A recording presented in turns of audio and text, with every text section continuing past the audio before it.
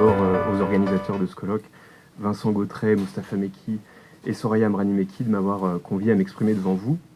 J'en suis très heureux. Alors la question que je voulais me poser devant vous, c'est: assiste-t-on en France à l'émergence d'une nouvelle profession de médiateur? Depuis de nombreuses années, la médiation fait l'objet d'une promotion incessante, on le sait, et l'une de ses conséquences de cette promotion, c'est la multiplication du nombre de médiateurs. Cependant, on constate que les acteurs du droit ont toujours une certaine réticence à l'usage de la médiation. On ne parvient pas encore à créer ce que l'on appelle le réflexe amiable, c'est-à-dire préférer l'usage d'un mode amiable à la saisine du juge. Pour répondre à cette réticence et sécuriser l'essor de la médiation, on va donc chercher à l'institutionnaliser, c'est-à-dire à l'encadrer, à la réglementer. Créer le réflexe amiable implique de créer d'abord une confiance en la médiation de manière générale et surtout en la personne du médiateur en particulier. Et la question que je me pose, c'est: est-ce que la création d'une profession de médiateur ne serait-elle pas le meilleur moyen d'y parvenir? On serait en quelque sorte dans l'aboutissement de l'institutionnalisation. La réponse à cette question ne m'apparaît pas très évidente, car ce choix d'institutionnaliser la fonction du tiers dans les modes amiables n'est pas neutre. Il rejaillit inévitablement sur la conception même que l'on retient de ces modes amiables. Le risque de l'émergence d'une profession de médiateur est de rigidifier la médiation et de lui faire perdre certains de ses attraits, au risque, contrairement à l'objectif initial recherché, d'en favoriser une désaffection. Il y a donc un équilibre subtil à trouver entre les besoins de souplesse et les besoins d'institutionnalisation, liberté versus sécurité. On peut se demander si la consécration d'une profession de médiateur respecte en réalité cet équilibre. Avant de répondre à cette question, deux précisions s'imposent. La première: quelle est la différence entre le médiateur et le conciliateur? Alors, je ne vais pas rentrer dans le détail, Hélène l'a abordé tout à l'heure. C'est une question qui est devenue particulièrement complexe en France, au moins pour deux raisons.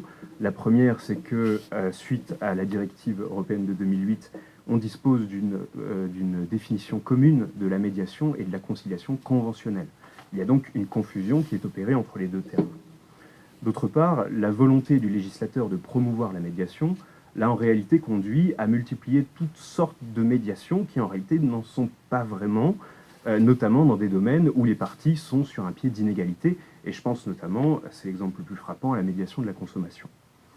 Schématiquement, on peut retenir trois différences entre ces deux tiers.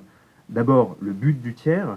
Le médiateur a pour objectif de rétablir une communication qui est devenue dysfonctionnelle entre les parties, afin qu'elles trouvent, ces parties, par elles-mêmes, une solution à leurs différends.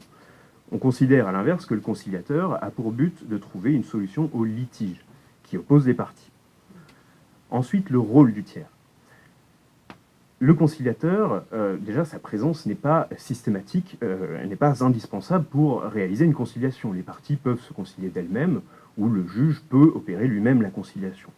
Lorsqu'un conciliateur est sollicité, il est chargé, je l'ai dit, de trouver une solution au litige, et il peut, pour ce faire, jusqu'à proposer les termes d'un accord aux parties, ce que le médiateur, théoriquement, ne peut pas faire. Enfin, dernière différence, la rémunération du tiers. Le conciliateur exerce une fonction bénévole, alors que le médiateur exerce une fonction rémunérée. Deuxième précision, qu'est-ce qu'une profession? Alors, le terme peut s'entendre d'au moins deux manières. Au sens premier, la profession serait un synonyme de métier, c'est-à-dire une activité habituellement exercée par une personne dans le but de se procurer les ressources nécessaires à son existence. Sur la base de cette définition, serait donc un professionnel celui qui assure, grâce à son activité, sa propre subsistance. On le voit, le critère est assez imprécis, car on ne sait pas vraiment à partir de quel instant on atteint le revenu de subsistance. Il est donc, ce critère, nécessaire, mais pas suffisant. Nécessaire parce que toute profession implique la perception d'un revenu, mais insuffisant parce que le niveau de ressources est un élément trop vague pour caractériser en lui-même l'existence d'une profession. C'est à peu près la conception du terme profession que retient la Cour de cassation en France. Cela permet d'écarter d'emblée le conciliateur qui, lui, je l'ai dit, exerce une fonction bénévole. Mais il faut encore affiner le critère pour savoir si le médiateur exerce ou non une profession, puisqu'il perçoit, lui, une rémunération très variable, parfois principale et parfois accessoire. Dans un deuxième sens, la profession, c'est un groupe de personnes exerçant le même métier. Ce groupe peut être déterminé par un secteur d'activité, c'est alors une question administrative de détermination des secteurs, ou par un statut particulier fixé par une norme. Enfin, certains sociologues mettent en garde contre l'usage glissant non plus du nom profession, mais de l'adjectif professionnel qui n'a pas tout à fait la même signification. Le professionnel est celui qui dispose de qualités d'expertise dans un domaine donné sans pour autant que celui-ci n'exerce une profession. Donc finalement, je retiendrai la conception suivante de la profession. La profession, c'est une activité rémunérée et exercée dans le cadre d'un statut qui permet d'en identifier les membres. Deux éléments m'apparaissent donc nécessaires. D'une part, un statut précisé et d'autre part, un statut unifié qui permet l'existence d'une communauté homogène. Revenons au médiateur. Aujourd'hui, il ne s'agit pas d'une profession, mais d'une fonction au statut très divers. Il est cependant notable que pour favoriser l'utilisation de la médiation, on réglemente toujours plus le statut du médiateur. Les évolutions actuelles tendent donc inévitablement à transformer le médiateur en professionnel, si ce n'est à créer une profession de médiateur. Cependant, cette évolution n'apparaît pas sans danger, et ce sera les deux points que je vais développer. En premier lieu, les moyens de la professionnalisation, et en second lieu, les limites de la professionnalisation. Voyons donc en premier lieu les moyens de la professionnalisation du médiateur. Elle est à l'œuvre, c'est incontestable. Aujourd'hui, c'est une nécessité pour favoriser l'utilisation de la médiation. Pour institutionnaliser, on va donc professionnaliser le statut du médiateur. La tâche est relativement délicate car la professionnalisation est d'abord un phénomène horizontal qui a plutôt tendance à complexifier. Les centres et organismes privés de médiation tentent par eux-mêmes de sécuriser le statut du médiateur en posant leurs propres critères. Il en découle une grande variété, ce qui a tendance à complexifier l'institutionnalisation. C'est pourquoi une démarche verticale, c'est-à-dire à l'initiative des pouvoirs publics, apparaît aujourd'hui indispensable, à condition évidemment qu'elle ne nuise pas à la liberté qui caractérise ce mode amiable. On le voit donc, la professionnalisation est une tâche complexe et on peut agir sur cette professionnalisation, à mon sens, de trois manières différentes. D'abord par l'encadrement d'un accès à la fonction. C'est la question de la sélection ou de la certification des personnes pouvant exercer la fonction de médiateur. C'est un aspect qui est particulièrement d'actualité puisque, en application de textes récents, les cours d'appel en France sont tenus d'établir des listes de personnes qu'elles considèrent qualifiées pour exercer les fonctions de médiateur dans les domaines civil, commercial et social. Ce n'est pas encore un contrôle de droit puisque pour l'instant ces listes ne sont qu'indicatives pour le juge. Donc le juge dispose de la liberté de nommer un médiateur hors de ces listes. Mais l'existence de ces listes pose inévitablement la question épineuse des critères de sélection. Sur quels critères choisir un médiateur? Les textes étant relativement flous sur cette question, ça aboutit à une absence d'harmonisation des critères entre les différentes cours d'appel, et la Cour de cassation a été saisie depuis le mois de septembre d'un certain nombre de recours formés contre l'établissement de ces listes. Deux critères permettent de contrôler l'accès à la profession. Le premier critère, c'est celui de la formation. On en a déjà beaucoup parlé depuis ce matin. La formation qui permet de garantir l'aptitude à la médiation. Aujourd'hui, la formation à la médiation, elle est très hétéroclite. Il existe en France une offre aussi considérable que variée, et il n'est pas rare de voir, la médiation étant un marché, il n'est pas rare de voir des formations qui, seulement en quelques heures, permettent de s'affubler du statut de médiateur. Un moyen pour professionnaliser est donc d'harmoniser le contenu de ces formations, ou du moins de donner un étalon sur lequel pourraient se reposer les différents centres et organismes de médiation, afin de disposer d'une ligne commune. La chose n'est pourtant pas si facile, et on en a déjà parlé ce matin. Je vais prendre pour illustration un arrêt récent du Conseil d'État, suite à une décision du Conseil national des barreaux. On en a parlé ce matin, le Conseil national des barreaux, le CNB, a tenté de réglementer l'accès des avocats au statut du médiateur en posant des critères de formation très exigeants. Et les avocats, pour pouvoir exercer la fonction de médiateur, devaient s'accréditer auprès du CNB et plus particulièrement du CNMA, on en a dit un mot ce matin. Le Conseil d'État a annulé cette décision du CNB, considérant qu'elle portait atteinte à la liberté d'exercice de la profession d'avocat. On voit ici que la profession de médiateur n'est pas encore pleinement d'actualité. Second critère qui permet de contrôler l'accès à la profession, il est un petit peu plus fort, celui-ci, c'est le concours ou le diplôme. Donc en plus de la formation, on va avoir une sélection. En médiation civile, commerciale et sociale, le critère du diplôme est pour le moment exclu par les textes. La Cour de cassation a donc annulé les décisions des assemblées générales des cours d'appel qui, pour l'établissement des fameuses listes, s'étaient fondées sur le critère du diplôme. S'il devait finalement être retenu à l'avenir, ce critère du diplôme, il créerait une profession à part entière dont l'exercice ne serait plus ouvert à d'autres professions juridiques, comme c'est le cas aujourd'hui. Cependant, ce critère du diplôme ou du concours m'apparaît pour le moment relativement inutilisable pour la médiation, au moins pour deux raisons. La première, c'est que les formations e-diplômantes qui existent aujourd'hui sont très variées dans leur contenu, et la deuxième, c'est qu'elles sont insuffisamment nombreuses pour assurer la formation d'un nombre suffisant de médiateurs sur l'ensemble du territoire. Deuxième moyen pour professionnaliser, après l'accès à la fonction, les modalités d'exercice de la fonction. On peut ici dégager à nouveau trois critères. Le premier, c'est celui de l'obligation de formation continue. Celle-ci révèle l'existence d'un statut et elle est bien souvent indispensable à l'exercice d'une profession. Elle existe par ailleurs pour les conciliateurs de justice qui, eux, ont un statut bien plus réglementé que le médiateur. Alors, ce critère à se développer pour la médiation, tant par l'initiative des pouvoirs publics que par certains organismes privés. Cependant, il n'est pas encore généralisé et obligatoire pour l'ensemble des médiateurs. Deuxième critère, l'existence d'un corpus de règles déontologiques. Là encore, la situation est très hétéroclite. Il existe bien un socle d'exigences communes, dont certaines sont présentes de manière dispersée dans les textes. On retrouve bien souvent l'indépendance, l'impartialité, la confidentialité. Cependant, il n'existe pas réellement de corpus de règles déontologiques précis et applicables à l'ensemble des médiateurs. Il existe des initiatives privées, on trouve sur Internet un certain nombre de codes de déontologie, mais ces codes de déontologie, même s'ils se recoupent pour l'essentiel, possèdent entre eux des différences et au surplus ne sont pas contraignants pour les acteurs. En pratique, les médiateurs articulent souvent la conception qu'ils ont de la déontologie du médiateur avec leur déontologie professionnelle d'origine. Il existe donc des variations entre les médiateurs et parfois même certains conflits déontologiques. C'est l'exemple notamment du notaire. Lorsqu'un notaire exerce une médiation, est-ce qu'il doit préférer sa déontologie professionnelle d'origine qui l'oblige à dispenser un conseil aux parties, ou est-ce qu'il doit au contraire appliquer la déontologie classiquement conceptualisée du médiateur et agir en toute indépendance, impartialité et confidentialité. Dernier critère d'encadrement des modalités d'exercice de la fonction, des régimes de sanctions disciplinaires et de responsabilité professionnelle. Il n'existe pas d'organe national chargé de sanctionner les manquements déontologiques du médiateur.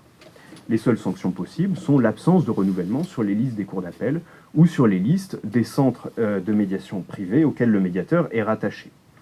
Certains médiateurs peuvent être sanctionnés par leurs organes nationaux de la profession d'origine, mais l'apparition d'une profession de médiateur devrait impliquer nécessairement une structure nationale de contrôle de la déontologie.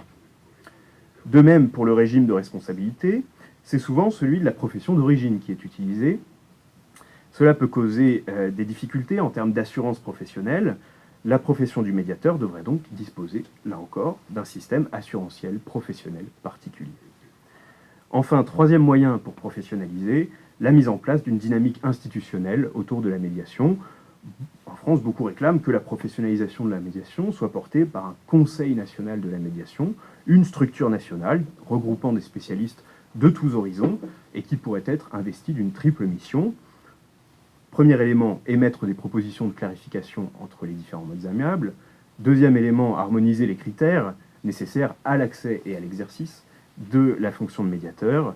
Et enfin, observer l'évolution de l'usage de la médiation en France, notamment grâce à la mise en place d'outils statistiques, ce qui pour le moment fait cruellement défaut. Voilà finalement quels pourraient être les moyens utilisés pour transformer la fonction de médiateur en profession de médiateur.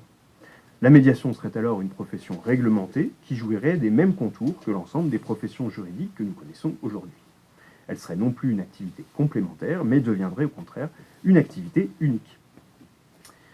Néanmoins, il n'est pas certain que cette professionnalisation porte l'effet escompté.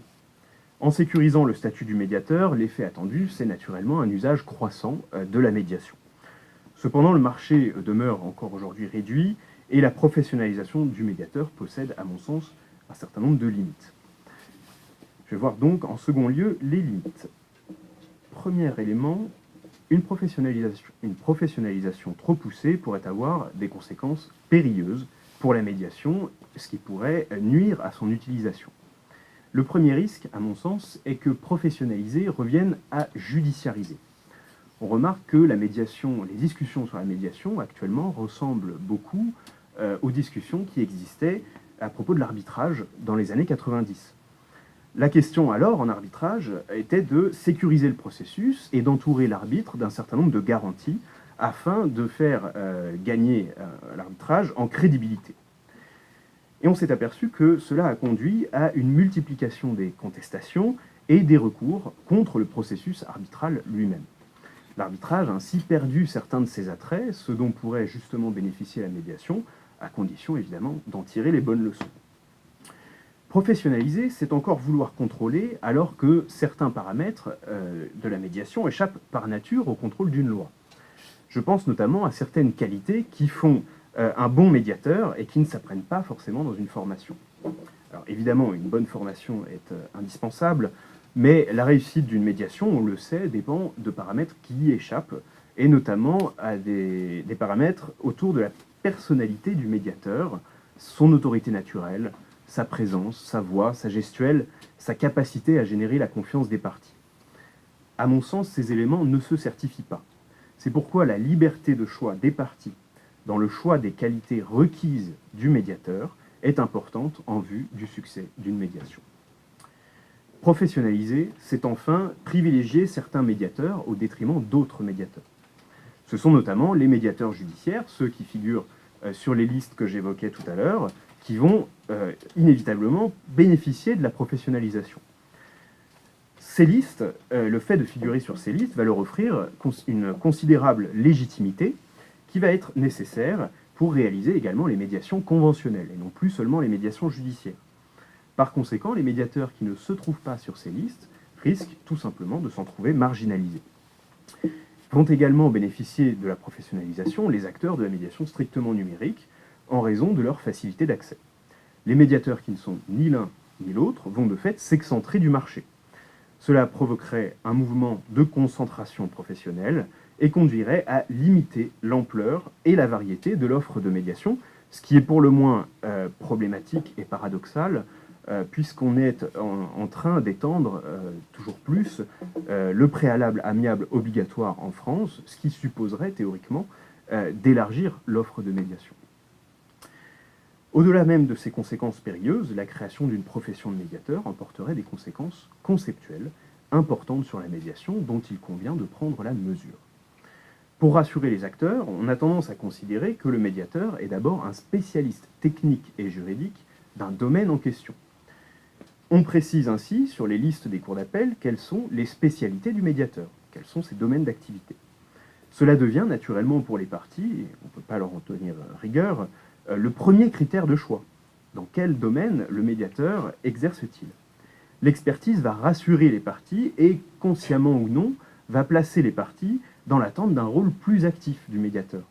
Un rôle plus actif dans sa compréhension du différend, ce qui n'est pas forcément une mauvaise chose, ou un peu plus problématique dans une attente de proposition de résolution de sa part. Cette manière de procéder rapproche le médiateur de l'expert, ce qui, à mon sens, présente un double danger.